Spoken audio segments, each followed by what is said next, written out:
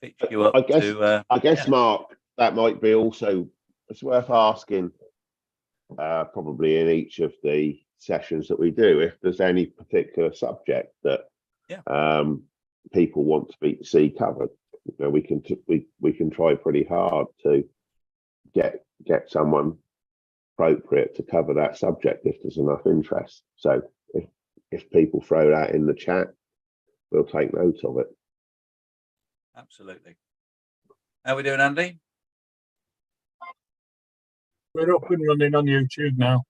Fantastic. Well, we'll rewind a little bit and just, Chris, good to have you in the room. Thank you very much. You're going to be talking about Brilliant Model Kit, the BMK story, all about GPS trackers and electronic timers, one would assume. But over to you, sir. We'll let you crack on. Okay. Good evening, everybody. For those that don't know me, yes, I am Chris Edge, and of course, for those who do know me, I'm still Chris Edge. I thank the guys for setting up these seminars, for want of a better word. It's a great initiative, and I've seen some of them, and they've been great. And it's a shame about tonight, but you know, I'm on, unfortunately, and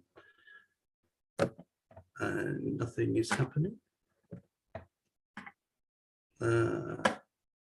Excuse me for a moment, because I seem to have, here we go, right.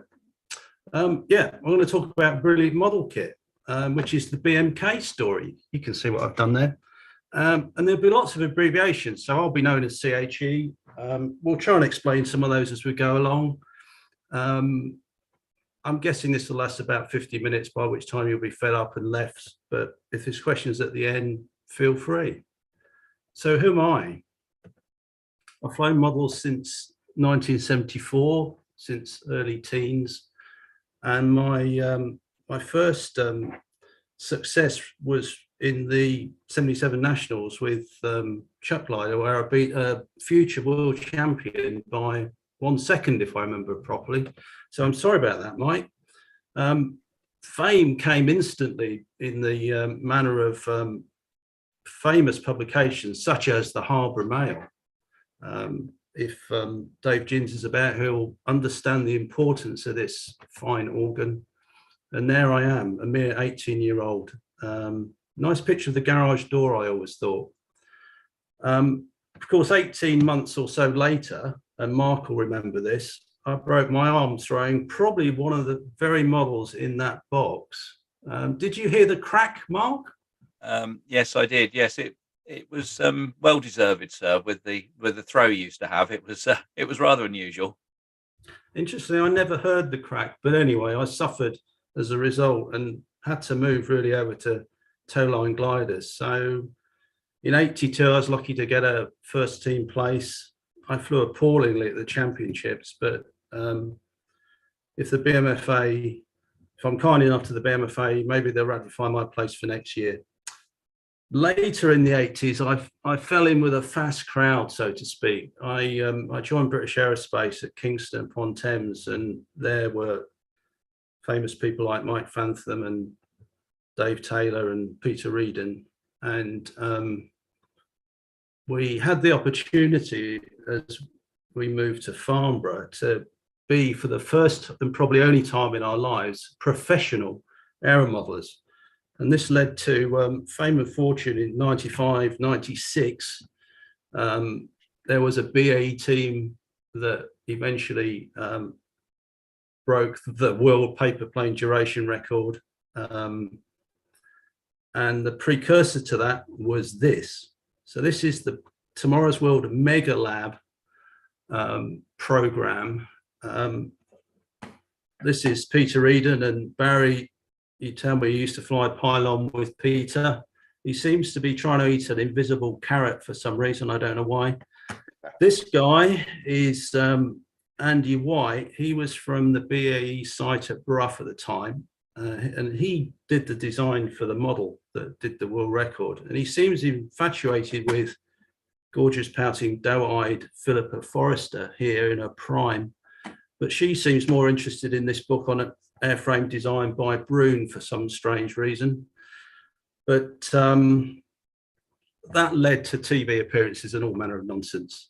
But perhaps the finest achievement so far I've had was at the 1991 Model Engineer Exhibition, when I was presented with a gold medal and the Air Modeler Trophy. So if Andrew's listening, there is an Air Modeler Trophy that used to be presented there. And it was presented by Ron Moulton, and it was for the best jumper on display in the entire exhibition. And I was told I had particular style and use of color. So there's the evidence. But as Greta would say, blah, blah, blah, what's that got to do with what I want to talk about tonight? Well, I've been an early adopter for electronics. I'm a mechanical guy, but I like to buy cute stuff. In 82, this came out. This is a single function DT timer. And as usual, there's a standard element of sizing here, which is this pot chicken. It will appear elsewhere during this presentation. This is the Costa digital timer developed by Thomas Costa and others. And it was a superb innovation at the time. It's quite large, it's 70 mil long, 20 mil square. Just run a little DC motor to release an arm, but it was fantastic. And they're still going today. Thomas and his cohorts, Torleif Jensen in particular, developed servo-driven timers, and allied to that, RCDT, radio-controlled dethermalization, which for those who aren't aware of this, it's a method of bringing a free-flight model down on command. It transmits a code to the model, which operates the servo, releases a tailplane line, and the model comes down. So that appeared in 98, huge innovation, helped save models from crashing and going into trees and all manner of things, still used today, and we'll come back to those a bit later. 2014, I was one of the early users of standalone GPS. This is the iCare system. This was a unit, a transmitter here that you could place in a model and get on this handset position and to within plus minus 5 meters. It was relatively affordable. Unfortunately, it's no longer available, and it replaced this, which is an FM beacon. This is a Pim Reuter beacon, and sadly, Pim passed away a week ago. He must have sold thousands of these. 20-kilometer range, replaced by GPS, similar range, but much better accuracy. So I like tackle.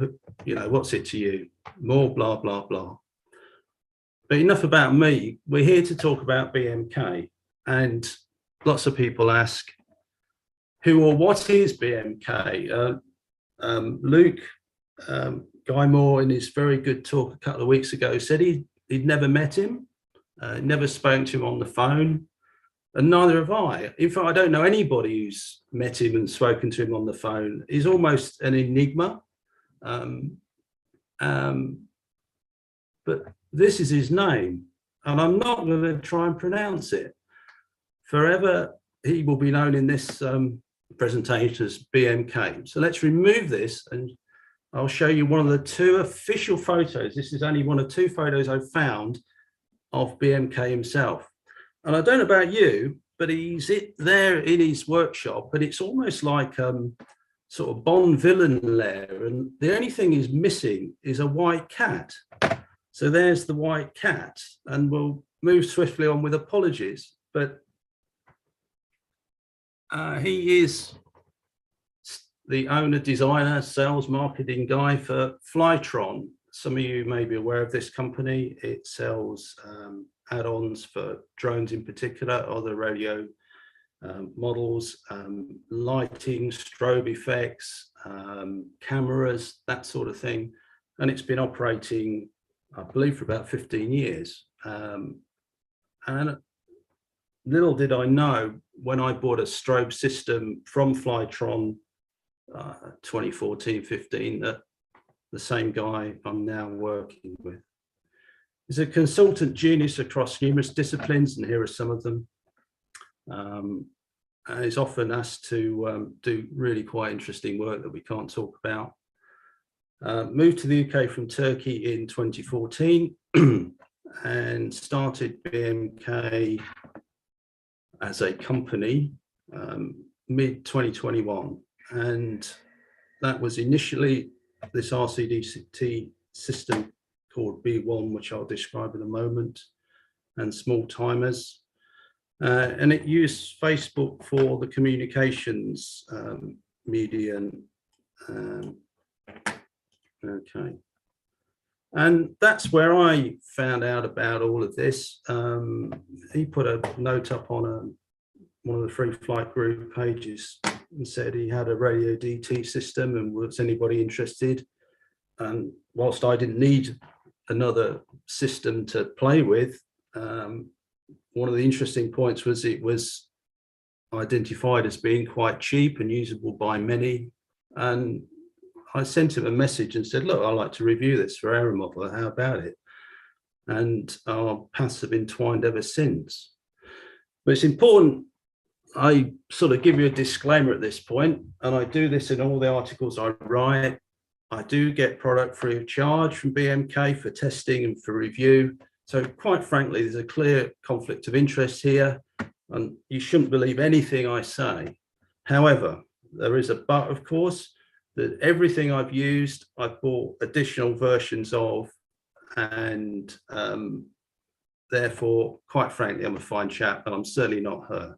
So moving on, let's talk about the early kit and the true story of the BMK products. Does that all make sense so far, gentlemen? Yeah, absolutely. Everybody's nodding in the room. Everybody's nodding in the room. Good. I will continue. So the early kit, here's an example of that. Very small little timer systems. The one on the left is for a brushless motor. There's a brushed motor controller here, and a DT system here.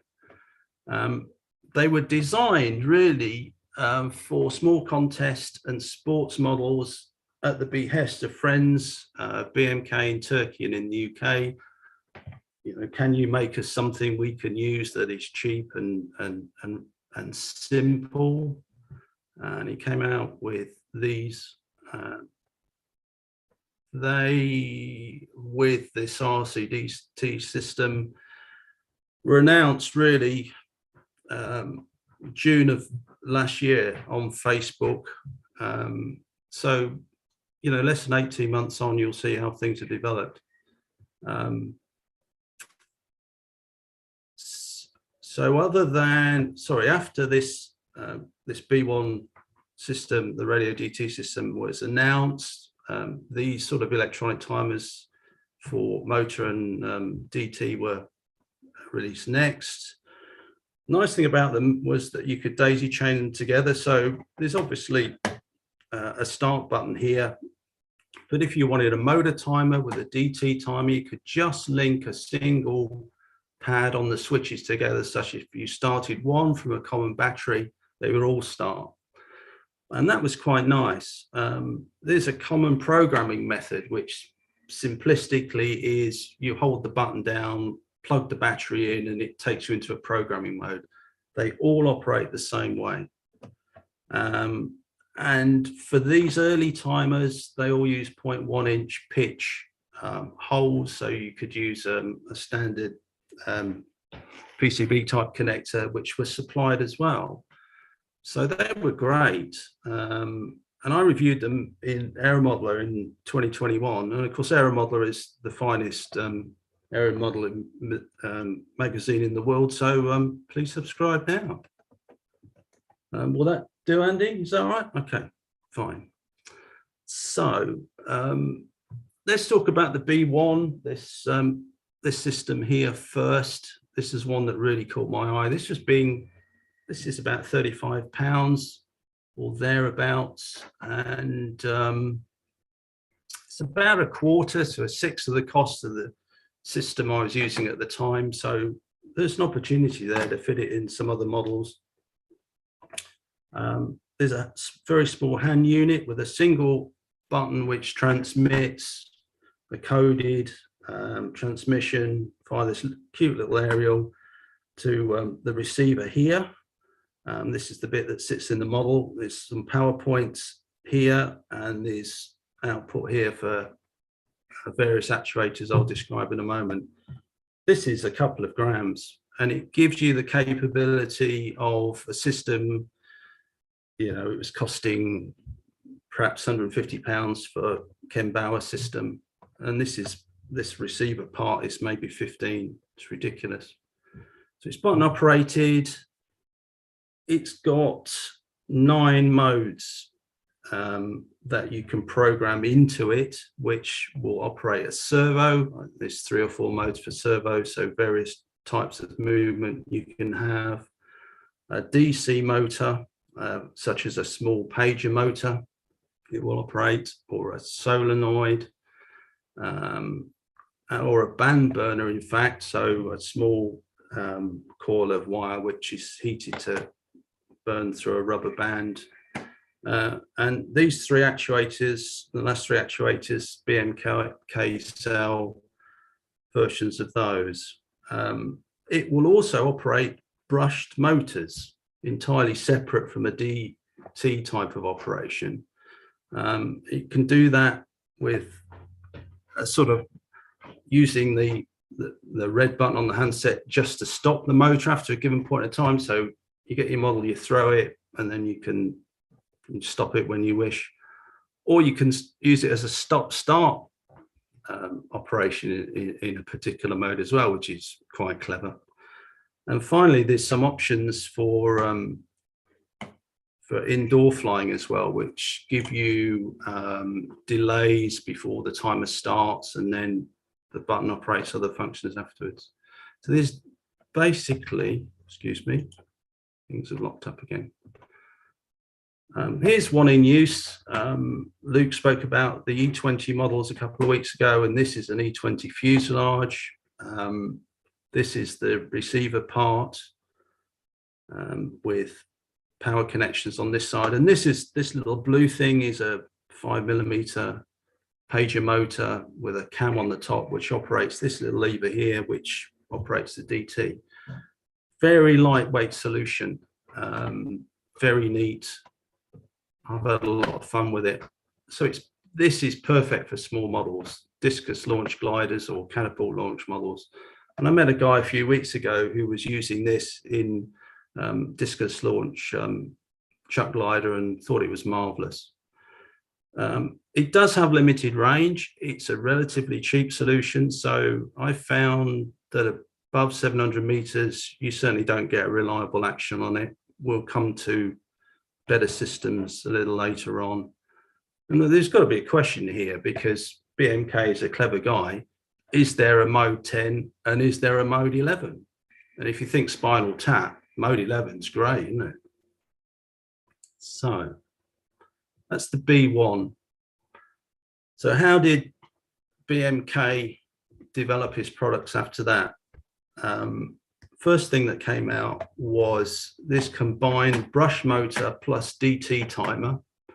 So power in on what has now become a sort of standard connector type JST. I think it's 1.25 mil pitch. Power in, motor output, and here is the heated wire that burns through a rubber band to the DT line. So this is a 2-function timer. You hit the start button, motor starts, you throw the model. It will stop after a predetermined number of seconds that you program into it. And then after an extra few seconds, minutes, this will heat up, burn through the rubber band, and it's DT. These aren't expensive again. I can't remember the prices, but very affordable, light, effective, and perfect for E20. And Luke was very complimentary, and I agree with him that these have really helped the E20 class considerably. Next out was an FM beacon, and it's this little puppy here. You see the connector is huge in comparison to the printed circuit board. It weighs 0.6 grams, even with that connector on board, take it off, it's even less. Little aerial sitting out here. And it's got a very clever 3-tone distance estimator on it. So this is operating on the FM band. You buy a small FM radio, and when you're far away from the model, you'll initially hear a single tone. It transmits 3 tones on at different power levels. So the further away, you hear just the first one, and then clearly as you get close to the model, you hear more of the tones. So you can estimate fairly accurately, given some testing beforehand, how far away your model is from your FM radio receiver. These are also reviewed in Air Modeler with some amusing shots down at the beach one day. We then got the contest standard radio DT transmitter called the B2, surprisingly. Something I should say about the radio control DT system generally is that the B1 comes with a coded transmission, and you bind the receiver, this little puppy up here, to the transmitter by a very simple process. It takes a few seconds. So there's no need for the manufacturer to pre-program things, or you ask for a pre-program code. You do that yourself. I'm sorry, I'm pointing at the beacon here. I should be pointing at something else. But basically the radio DT receiver can be bound with a transmitter, and you can do that yourself very simply. At the same time, there was what we call a host timer receiver, and here's an example here. What I mean by that is if you've got a model with a electronic timer in it already, in this case this is an A1 glider, you can use a BMK receiver system which has got the same pinouts as Aries or Ken Bauer or the Bodnar system, and it's just plug and play. It's an alternative to those other manufacturers, but I would say at roughly a quarter of the cost. They're very reliable, got very good range, excellent product. And the next thing was a set of combined motor DT RCDT timers. Hope there's enough words there for you. And 2 of these have appeared, an E20 Plus for brush motors, and the one I'm showing here is an E36 for brushless motors and other things, which I'll describe in a moment. So this is the PCB. It's not very large. Standard button here, radio DT aerial here, connection to the ESC, and hence the motor from these pins, and servo output here. So you press the button, it sends a command to the ESC to start the motor. You throw it, it does however many seconds motor run. ESC stops the motor in the standard way, and then after however many seconds you want, the timer commands a servo to move and release an arm in the normal way. But at any point, you can press the radio DT transmitter to stop the motor or to initiate a DT. And that's very useful if the model's heading vertically downwards or towards the tree or anything else. It's the real advantage of radio DT systems. But this then is integrated into a single unit.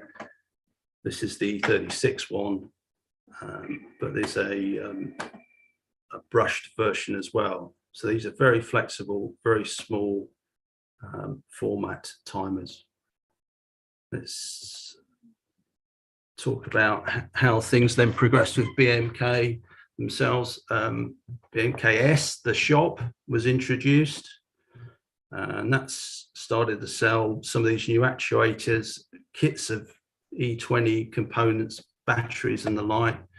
This is the simple E20 kit, so single button press and do it now.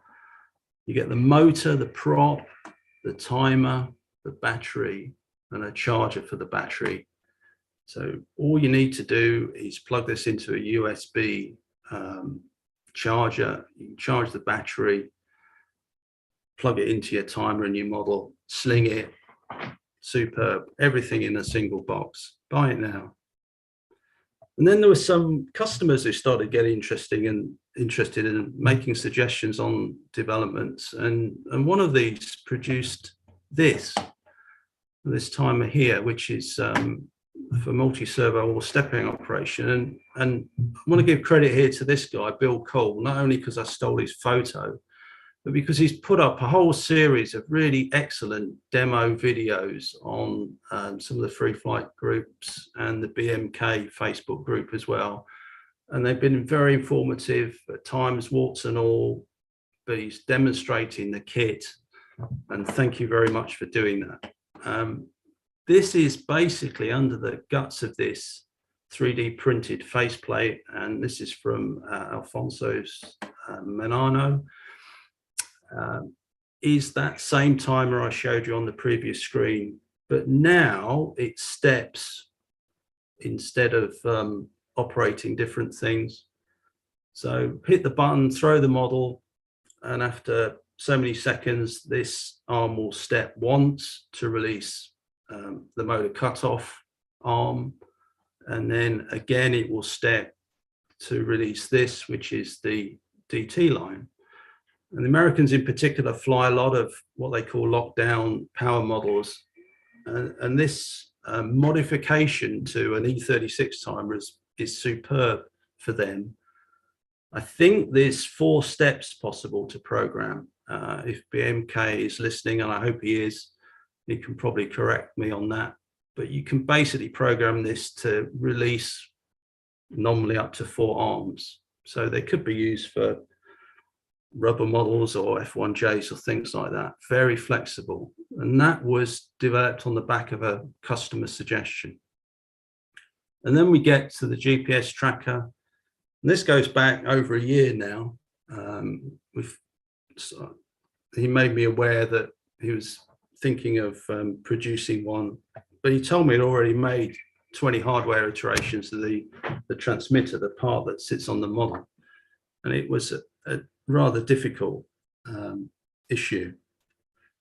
And I have to at this moment say that Julian Pennington, JCHP, General Julian, now got involved in the testing team for the GPS. And I have to say that because he's got an asset over the house at the moment, and he'll take me out if I don't mention him. But Julian's been great. He has a slightly different view to how use the system to me, and we've bounced some really good ideas off each other. We're now heavily involved. We are the testing team in the UK at least. So let's focus on this GPS system and how it's developed over the years. So BMK wanted, I apologize for this, wanted a very simple, cheap system, quite rightly, because he's interested in getting as many people using these products as they can. And the cheaper they are, the more people will use them. And that's great for the sport. So originally, the thought was a display perhaps that showed longitude and latitude only, and a QR code, quick response code. And we'll come back to that in a moment. So that was the original idea. It was going to have no compass in the hand unit. It was going to have no radio DT capability. But we didn't want to give you that. And so Julian and myself arguably cajoled this poor guy into a hand unit with a digital compass. And that means that you can have a display which has bearing information, a simple arrow, and a distance. And it's just like a standard Garmin GPS of old, where you're pointing the thing and it's telling you to go this way and go this way for 1,534 meters. It's very much like Pixus GPS in that respect. And it's really the simple thing to use, in my view. You really want a unit that you can put in your hand that tells you directly where the model is. Next thing we know, radio DT's been incorporated into it. And that works with all the other BMK units, whether standalone host timer integrated with the timer systems themselves. So now you have a hand unit that not only tells you where it is, but you can also bring it down as well. And that's a great advantage over really any other comparative system. And at that point, myself and Julian got a pre-production version to test, and we got very excited because it had unexpected features in it, things we didn't know he'd done, and I'll describe some of those in a minute. And at that point, everybody seemed to be happy with the basic concept, the basic functions, and BMK announced on Facebook that did people want it? The option was there to pre-order it. So the problem is that it's a very complicated system. Electronically, it's not difficult, but with all these nice, cute functions in, there are issues and opportunities, as we would say. So one of the big ones that hit early on was the chip shortage.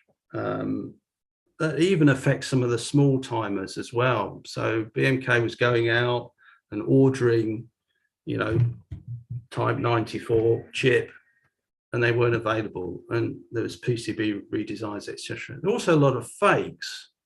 So very close to release of the first 20 items, he found that the compass function was missing from one of the chips on the hand unit printed circuit boards, and they all had to be scrapped. And that's soul destroying in my view, all because they're selling you duff stuff. There was also a limited number of enclosures, that the box that it fits in, and he told me he was going worldwide to try and get those. But rest assured, there's enough chips, there's enough enclosures that if you want to order them now, you can do, and you'll get your system complete. And then the usual problem with people who are excited by the product, you get spec drift. And I'm as guilty as probably Julian is and BMK is saying, well, can we just add this? Wouldn't that be nice? And I suspect there's other testers in the background I don't know about, and we're all to blame for that. So it's part of the reason for the delay, but you get a better product arguably. And then the fun part of assumption. So it comes to test, and it's assumed it works a certain way, and it doesn't, and one of us breaks it. It's annoying, isn't it? And of course, BMK has a day job. He's contacted and has to go to Turkey to count fish and this sort of thing, and the project is delayed as well. But the good news is, end of September, the first batch of 20 odd were shipped, and this is an overview of what you get. There's this really very cute, very small hand unit, the receiver part. It's called Flexi Display. It's the size of a small chick, if you're into chickens. And then the model part, the transmitter, is called Alti-Lock. It gives GPS locations, and it has a pressure transducer in it, so it provides altitude information. And this is what it looks like against standard pot chicken size. It comes with these little earlobes for mounting. If you want to use those, you can remove them, as I've done here. It produces a package which is about 20 mil high, 12 mil wide, and about 5 mil thick. And it has the standard JST connector on it, the ones we showed you before. To operate this, you just plug a battery into it, and it will work. It will require satellites. You don't need to do anything else with it. And it seems to be extremely reliable. Here's some in a couple of models. It's this little thing here. It's slightly raised out of the fuselage because it has to be 6 or 7 mil from any conducting surface for the GPS to operate properly. These are A1 gliders, and these were flown with this system very successfully throughout the latter part of this year. Yeah, I kind of lost my thread here. Oh yeah, play the video, you muppet. All right, so let's see if we can do that. And by the way, Chris, just before you play the video, Julian has been agreeing all the way through with you, by the way. Oh, good. Well, thank you, Julian. Right, so this is a video that BMK did perhaps August time. And rather than me to describe the functions on the unit, I'm going to play and pause this and describe bits of it. For those who have this system already, and there's 30 odd out in the wild as I understand it, this is a slightly earlier firmware, so you'll see some things are in slightly different positions and some of the annotations are different, but basically the screens are all the same. So bear with me. For those who haven't used this system before, haven't grabbed hold of it, this is basically what it looked like when you buy one at the end of this presentation. So this isn't very long, I'll play it and pause it and I'll try and make sense of it. So on this side here, a little button. This is known as the edge button because it's on the edge, obviously. A red button on the front, charger on the side. And this is the screen you get when you boot up and it starts to acquire the satellites. There's a top line that gives information on the state of the GPS acquisition for the transmitter and the receiver, and there's battery voltages displayed as well. There's a GPS quality value here. If you see a figure of 5/5, then that means that you have the most accurate GPS fix for the hand unit and the transmitter, and that gives you roughly the ±5 meter accuracy on model tracking. There's a signal strength meter here, so obviously the GPS information is being transmitted back on an FM band, and this is very useful if you're struggling to find the model in close proximity. Use that. It's all explained in the manuals, etc. Key things are, this is the transmitter ID.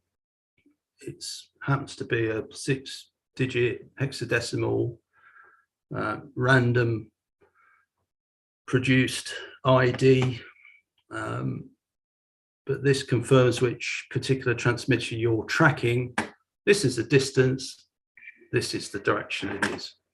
So for those of you who are concerned about the technology, ignore the next 10 minutes. This is all you need to know. Turn it on, and you turn it on by pressing the red button for 2 seconds or thereabouts, and this is what you'll get. So if you press the button on the side, the edge button, you get to this. This is the second screen.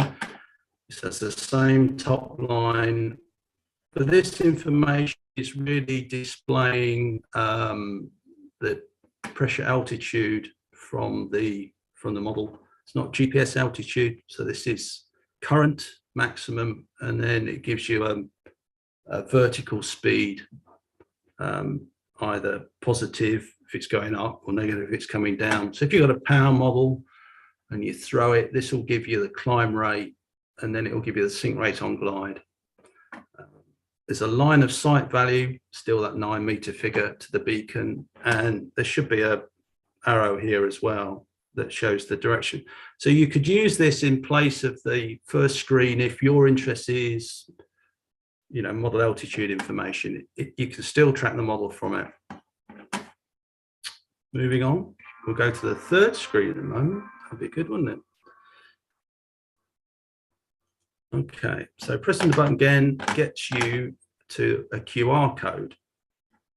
Again, there's some slight changes here with time and date information and beacon information, but this is quick response code. You see these everywhere these days. And I didn't understand what this was supposed to do when it was first introduced. So, you know, at that stage, I was a right numpty. But this is brilliant innovation.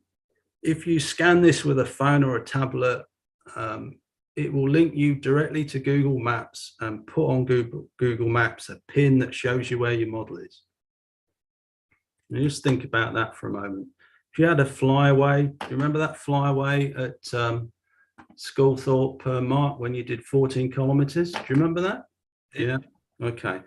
So you had to go out down a road. You had a rough direction with a GPS system, the iCare system, but this would have told you where it is exactly to within plus minus 5 meters.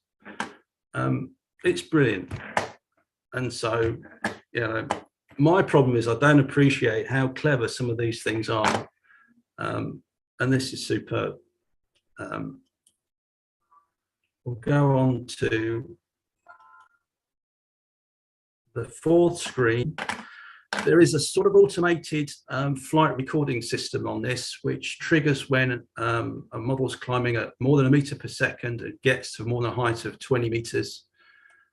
And it will record a flight until normally it lands and the GPS stops moving. And it records the last 10. If you scroll through these, it tells you information on maximum altitude, maximum climb rate, maximum sink rate, and a rough idea of flight time. It's not accurate as a true flight time, but it's indication. So if you wanted to go out and fly an electric model with 4 different props, 3 different batteries on it, this will record automatically every flight and give you that information as an aid to optimizing your particular model. It does trigger, it does produce false triggers every now and again. So you do get some unfortunately, some odd things, but if you have a flight with a model, it will capture it. So they just scroll through a few of those there, hit the button again, and you get a settings menu. And I'll just go through a couple of these. There's quite a list in here. We'll quickly go through the first 3. If you want every single bit of information that is available for the transmitter or the receiver at a moment in time, and that includes the magnetometer data and accelerometer data and blah, blah, blah, you can get it in here. And there's a compass calibration for the digital compass in the handset as well. But other than noting they're there, you really don't need to worry about it. But let's look at the beacon select. Again, Julian will want me to tell you that this is the so-called Pennington bar that was introduced to tell you whereabouts in the menu you are. This is selecting, this is confirming, I should say, go back a little bit, the beacons that are transmitting at that time. So each transmitter in a model that you've got operating will be listed in this menu. There are other ways of selecting beacons, but this is a way of doing it, should you want to do it. Channel selection isn't something you really need to know about, but basically the transmission from the model back to this is at a particular channel, and you can change that if you want to. If you buy this system, it comes with a transmitter and the receiver pre-programmed to a particular channel that really shouldn't ever have to change. And that makes it plug and play, ready to go. And the last one I wanted to show you is the Wi-Fi connection. So you hit this option, and this is now Wi-Fi enabled, obviously. And you can pick up on your browser the gubbins that comes out of this. And that's what I want to quickly show you next. Is that all making sense, gentlemen?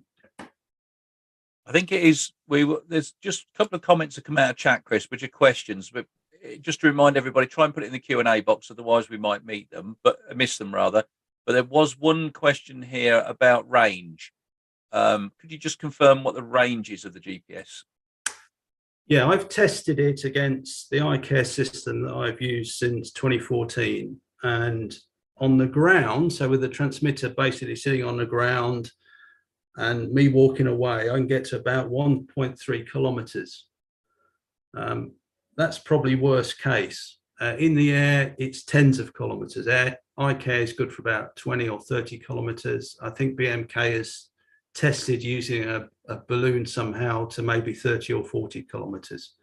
So unless you're in Scotland and you want to fly into England, I think you're fine. Yeah, there's some tested data out there. Thanks, Chris. Okay. I just want to expand on the Wi-Fi connectivity a little bit. You can download flight data.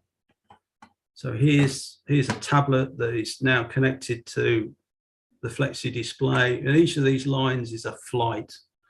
This is going to change a bit in a new version of the firmware, but basically you can download these files and you get pressure time data currently. You'll get other data subsequently. So you can plot things like this. Goodness me, it's almost as if I prepared this earlier. So those two A1s I showed in a photo earlier, these were the results from flights I made back in the 18th of October. I haven't said, and I'll say it now as it's appropriate, that transmission period for a model that's gliding is about once a second. So you get a transmission every second when it's gliding. When it's climbing, it's roughly every half a second, so slightly more transmissions. And when it's detected it's stationary and it's not moving, it's roughly every 5 seconds. So there's some intelligence in there which is reducing the number of transmissions in order to save battery life, in order to give you good, battery life for these systems. So you've got that. There's what's called an initiation file in there, which you could use to define some variables, such as the RCDT code. So we talked about this earlier. You put your 6-character hexadecimal figure in there. And so all your pre-programmed BMK radio DT receivers will work with this Flexi DT. And you can also name each of your beacons. So again, instead of having to remember BE6437, whatever, you can name them after members of STEPS if you want to. Thank you. And you can do that in the initiation file. It was something I suggested, and it took BMK 3 days to do it, and he was cursing me afterwards, but I think it's useful. Also, via the Wi-Fi connectivity, you can update the firmware. And this is unique to any of these products. Normally you have to send your kit back to the manufacturer to get them to update any firmware that would give you more functionalities or solve bugs or whatever. You can do that yourself. And that's great. And really, I've been describing this in terms of free flight use. There's no reason why these transmitters can't be put in space models or drones or Falcons or whatever. Certainly there's an intention to simplify the hand unit such that you don't need all this extraneous stuff that free flight guys love. And I am told also someone's been tracking wild boar with them, but I don't know if that's true or not. So ongoing development, sorry? A couple of questions just before you just go on. Nick Zotov, is 434 megahertz usable internationally? His English much better than mine. I believe so. That's all I can say. I know it's legal in the UK. If BMK is here, perhaps you could answer that question. Brilliant. There was just one other one. We'll get this one out of the way. What is the lightest possible BMK RDT setup battery RX actuator? The weight of it, I'm guessing about 4 grams. You can put in, say, a 40-50 milliamp hour battery, which is about 2 and a bit. The PCB I showed is about 2, and then a pager motor is about another gram. So, but what I always do is use the battery that is being used to run an electronic timer or motor or whatever it is. So for me, I don't use a dedicated battery. I use the battery that's already in the model that runs everything else. So, and what I also didn't say for that original B1 product is that that PCB also will act as a DT timer on its own. So if you press the button and throw the model, it will DT in a normal sense after a program time.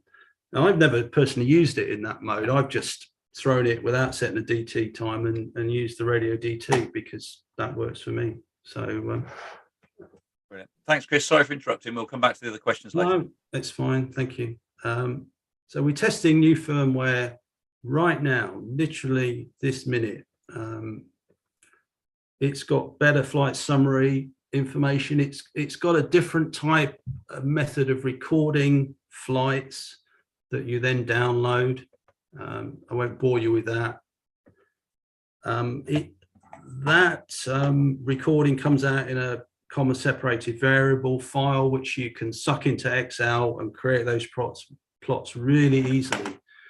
And there's also another format that iCare produces as well. It's called KML, and this allows you to obviously plot your flight in 3D space on Google Earth, and we all want that, don't we? They just look lovely.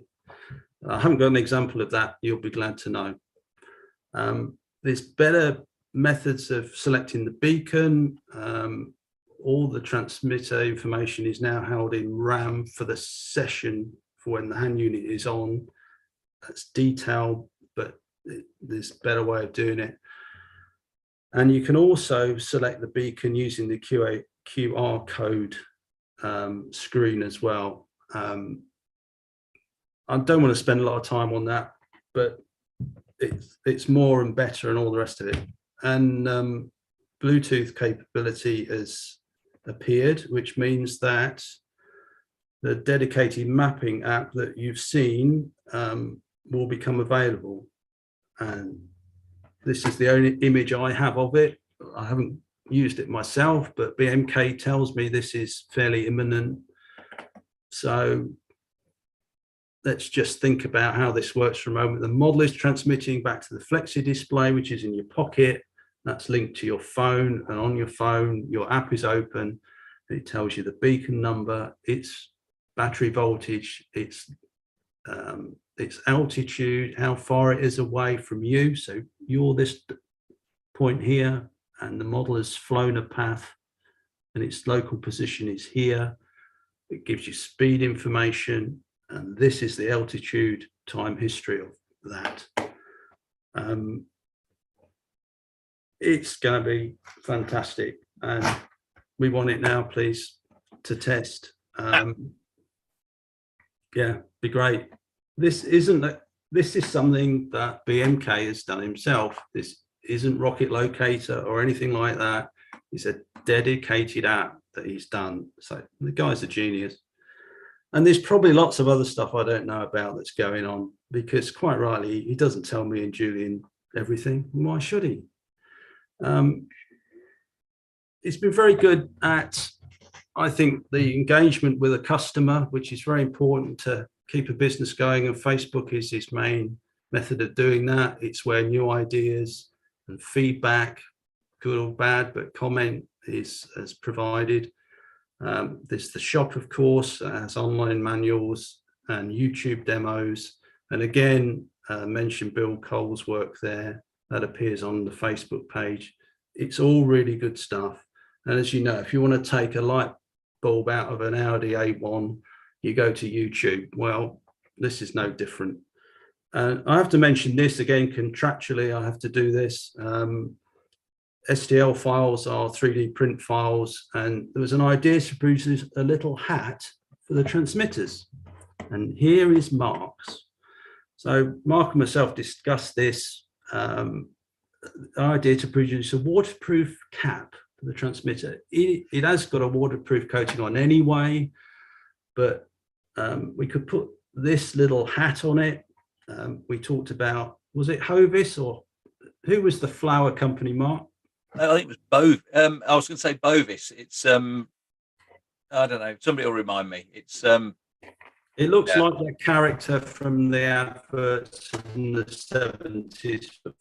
It's just this 3D printed. It sits on top of the transmitter.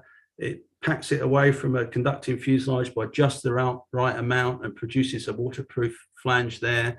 Other people have printed them from your files, Mark, and they declare that they're very good. And yeah, can you send me some, please? yes.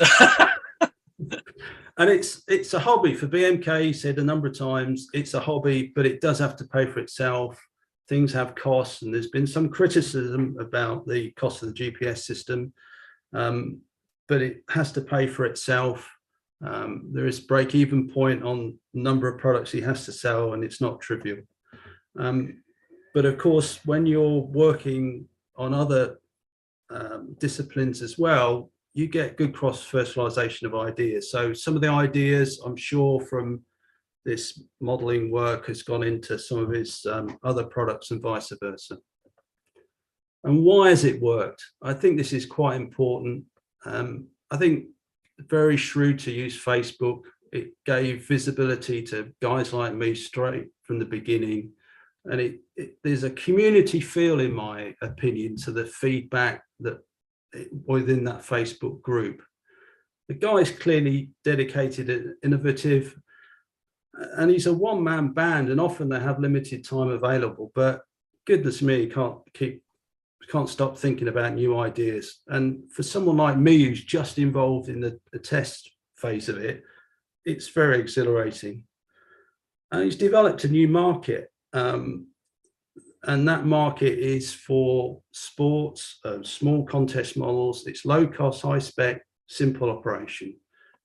And that's fantastic. And I think that's why Aero Modeler and Andrew Boddington in particular has been keen to publish the reviews I've done, because he sees this as being more than just contest modeler stuff. And that's great. And, you know, you get all the bits. I like that. The GPS gives you the batteries, leads, chargers, etc. And the customer support I found has been excellent. So what's next? I'll do this briefly. This is a, sorry, let me go up again. This is a prototype that has appeared for a multi-servo timer, the sort of thing you'd put in contest free flight models. And the chicken isn't there. So let's bring the chicken in and compare it with Blackmagic Timer. Great product from Roger Morel. I hope Roger's listening. This is a 4 or 5 servo timer that appeared, I'm guessing, 2005 or thereabouts. But the granddaddy of the lot is actually this, which is the Costa multi-class timer that was late 90s, I suppose. Fantastic product, but the size difference is huge. This is 25 by 20 roughly. This is twice the size. Both do the same thing. So it's a universal timer, multi-servo, integrated radio DT, of course, an altimeter, and it may have GPS integrated into it. I'm not certain what the plan is exactly.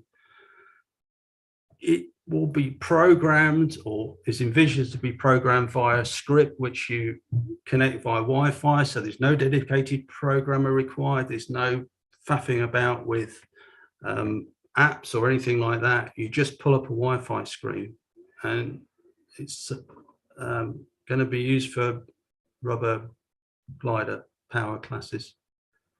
And of course, it's small, cute, and perfectly formed, as we can see. And it's world domination, Mr. Bond. I wish I could animate that cat, in actual fact. Is there more? I don't know. But he's talked about contest standard altimeter, which is downloadable for Bluetooth and maybe certified to phase standards. And really, it's what you would like. You know, now's the time, certainly for contest flyers. You know, what would you like next? So please feed into BMK or myself, if you prefer, what the next products might be. But the most important question is, does the thermal care? And of course, the thermal doesn't care. But these products are designed to make our life easier as model flyers, enable us to get the models back. They don't improve the performance. Use them in that respect. But goodness, they're useful. So look, these are the credits. Some of them that, as Rachel Shoes goes past, I wanted to stop the share and take my glasses off and just say this to BMK, and I hope he's watching, and say thank you so much for producing products that are superb and make people like me enjoy our hobby more than otherwise we would. No, don't laugh, this is serious. No, he responded. He's in the room and he said, I have a white hamster, not a cat, BMK. Okay. Yeah. But I wanted to thank him personally for what he's done, because it's fantastic, and long may it continue. And finally, I've been Chris Edge, and thanks for watching. Chris, absolutely superb. Thank you. You've kept us all entertained. We've got 6 questions here and a couple of other comments that I'd like to go through with you. We can cover those off. Peter Becker from the States. Yes, it is legal in the USA, and that was to do with the frequency. I think he's covered that one for you. Does BMK find time to fly models? Well, he would like to answer that, I'm sure. He would like more time to fly models when people like me don't pester him for more kit on his GPS. But I have seen him flying an E20 model in the UK. I don't think he has good flying sights, but really wishes he did. So perhaps you'd like to comment. Chris, Mike Wood, one of our obviously elder statesmen here, conflicts with other systems such as timers, question mark? No, not that I'm aware of. There was a problem with iCare and certain servos, and I haven't experienced that with the BMK GPS system.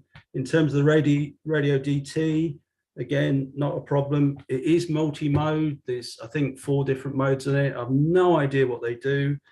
I program it to mode 1 and it works the same as Aries or Bauer or anything like that. So it works with BMK timers. Sorry.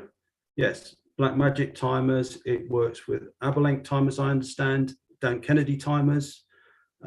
Anything you plug your existing radio DT system into, it's fine with. And most of those have been tested, yeah. Brilliant, thank you.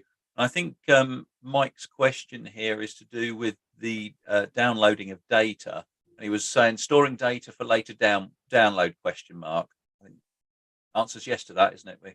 Yes, it will save, the new firmware that's coming out will save a 20-minute flight. And I believe it saves the last 10 flights.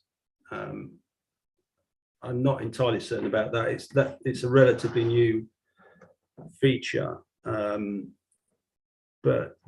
Julian and myself have tested it by walking various animals out and about, and I got good 16 minutes of recording that has worked ever so well.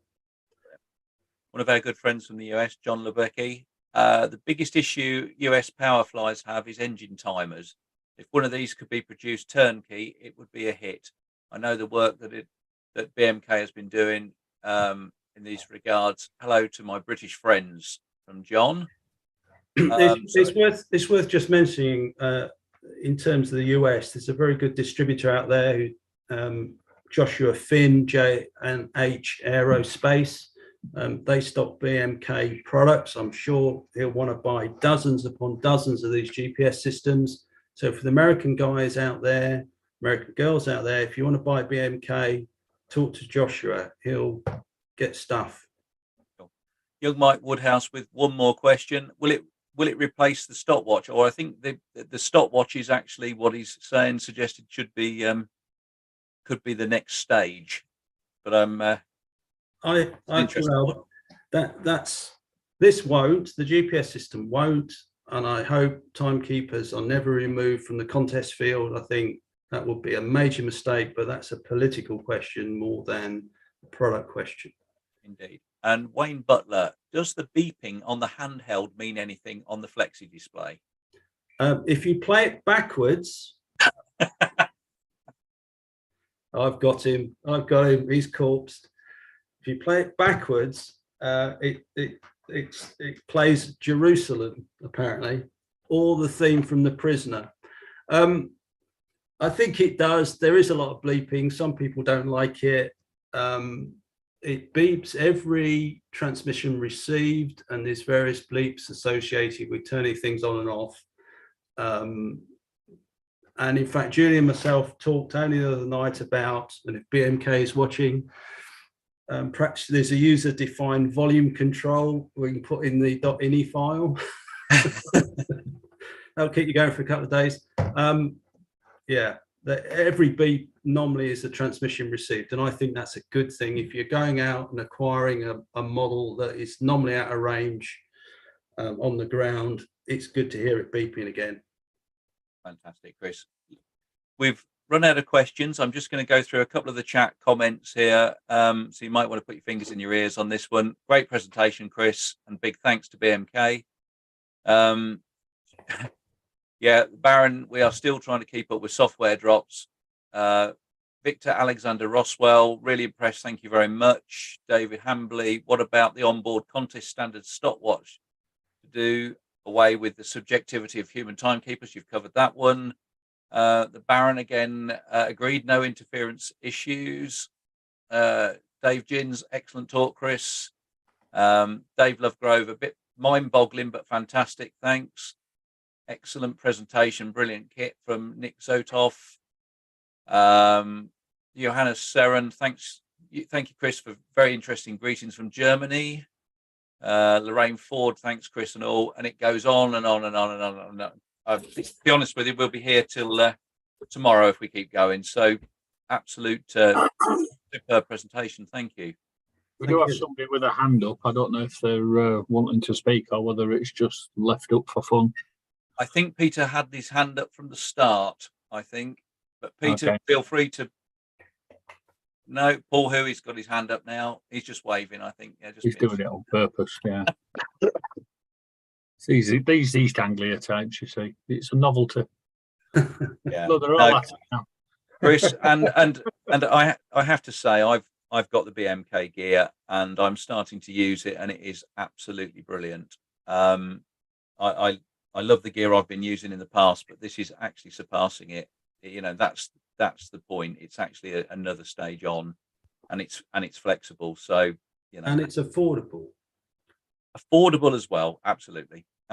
So, really looking forward to using it in anger. So, Chris, thank you. Barry, anything further from you before we start to sign off? No, great talk by Chris. Really interesting. Thanks very much, Chris. What about would one of these work in one of your pylon models, just to actually do some tracking and that? The GPS does not like the very fast, tight turns. It doesn't like that. When we've used GPS tracking in the past, that's been the problem. Yeah, it might be worth a try though. I'll have to bring one. Yeah. We'll give it a try one day and see. Yeah. I probably wouldn't put one of my older ones in, but these ones, because they are more affordable, absolutely. And they bounce, don't they? They're so small. Andy, anything from you? No, I don't think so. We'll get information out on next week or the week after in the next day or two, so you can all start signing up. Yeah. Brilliant. Thank you, everybody. We'll stop the recording in a moment, or Andy will.